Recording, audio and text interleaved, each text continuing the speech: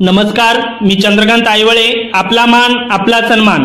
विश्वासाचं दुसरं नाव TV7 news. पाहूया आजच्या दिवसभरातील बातम्या.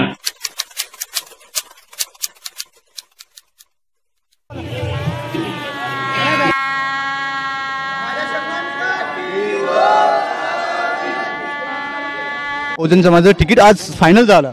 फायनल होतही आज एक फोटो व्हायरल व्हायला की संघाचं हे संघ तुम्हाला उभा केलंय, असं काय तुम्हाला असं वाटतं की सर? हे बघा, मी एका वेगळ्या विचाराचा कार्यकर्ता आहे. मी भारतीय जनता पार्टीमध्ये गेले 10-12 वर्ष काम करत होतो आणि भारतीय जनता पार्टीत काम करत असताना त्यांच्या सर्व संलग्न ज्या संघटना आहेत त्या मलाही संलग्न होत्या. असं काही नाही, मी ते नाकारत नाही.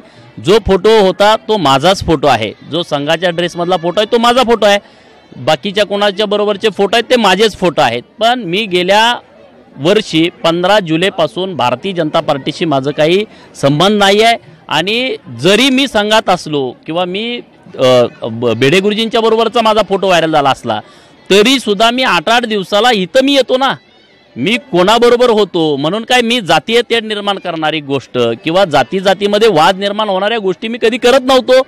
इथं माझे हजारो मित्र आहेत मुस्लिम समाजाचे की जे आम्ही एकमेकांच्या ताटात जेवतो, एकमेकांची दुःख एकमेकांना सांगतो, एकमेकांच्या सुखात बरोबर असतो. असा काही विषय नाही.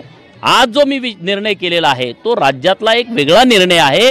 आणि जे वंचित उपेक्षित लोक आहेत, जे लोक लोकसंख्येच्या प्रमाण या सत्तेमध्ये नाहीत, जिसकी जितनी संख्या भारी उसकी उतनी भागीदारी या तत्वानुसार या राज्यामध्ये राजकारण होत नाही आहे. म्हणून मी आज वंचित आघाडी सोबत आहे.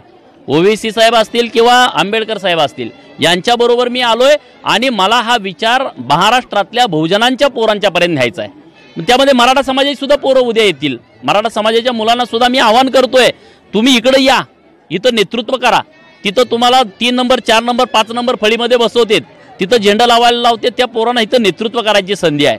मी सारासार सगळा विचार करून हा निर्णय केलाय आणि निश्चितपणे हा माझ्या सदसद विवेक बुद्धीला विचारून स्मरून हा निर्णय केलेला आहे. आणि मी जे काम करतो ते निश्चितपणे दूरदृष्टी ठेवून करतो आणि मला 100% खात्री आहे लोकसभेमध्ये आम्ही तर 100% जिंकणार आहे.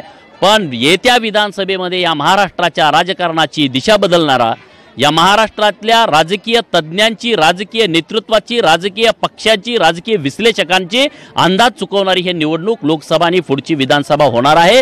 त्यामुळं आता बराच पुढं काळ आहे. आता ही निवडणूक 20-25 दिवसात संपते. मी अगोदर आलो असतो तर इथलं चित्र वेगळं असतं. आता मी एकदम ऐन मोक्यामध्ये मी वंचित आघाडीत आलोय. आणि जेव्हा विधानसभेची निवडणूक या राज्याची लागेल त्यावेळेस या महाराष्ट्रामध्ये काहीतरी वेगळं परिवर्तन घडलेलं दिसेल. जी लोक प्रस्थापित आहेत, बाप गेला का पोरगा, पोरगा गेला का नातू, कारखानदारी, सुतगिरण्या, बँका, सहकारातलं मोठं जाळं, सरकारचे पैसे अनुदान लाटायचं आणि गोरगरिबांच्या वरती अत्याचार करायचा, ही जी धारणा लोकांची आहे 150-200 घराण्यांची, त्या 150-200 घराण्याला बाजूला सरून सर्वसामान्य कुटुंबातली पोरं तुम्हाला 2019च्या विधानसभेमध्ये दिसतील, हा मला विश्वास आहे. सांगली जिल्ह्यातली तर सगळी गणितं बिघडून गेलेले आहेत, बदलून गेलेले आहेत आणि तुम्हाला या लोकसभेमध्ये त्याचं चित्र बघायला